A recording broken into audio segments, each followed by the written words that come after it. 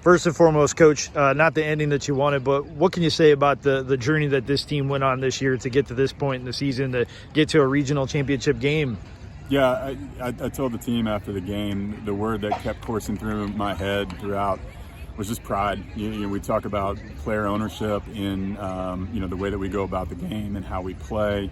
And I thought they played really, really hard today. I thought it was very competitive. There was a ton of energy, and we ended up on the wrong side of it. But there's not anything that, you look back and say, oh, what if, or maybe this, or maybe that. Just a whole lot of pride about getting back to a regional final, winning 30 games again, having the highest winning percentage in the history of center baseball for this year.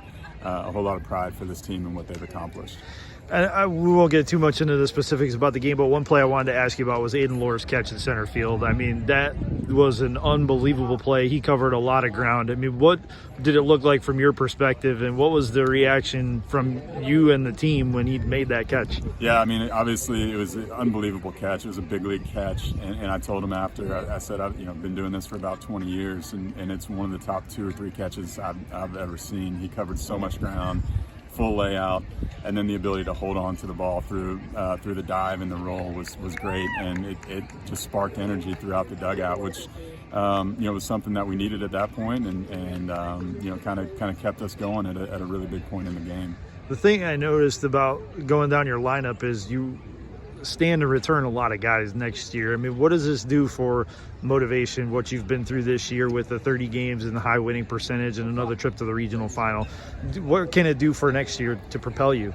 I think for us it just sets the standard. We know the type of teams that we're going to have to beat. A great team like Case Western, a great team like we saw last year at Whitewater.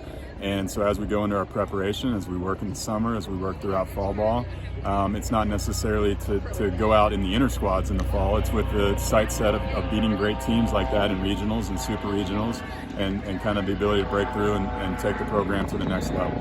And what do you hope your seniors take from this experience this last go-around? Yeah, I have 2 seniors that we're going to miss sorely next year. And those guys have poured so much into our program. And for me, my biggest hope for them is that there's something that they've learned here with center baseball that's going to benefit them later in life, that's going to allow them to be better men, to be better fathers, to be great workers in the workplace and community members, but that center baseball is impacting them to do great things after they leave here.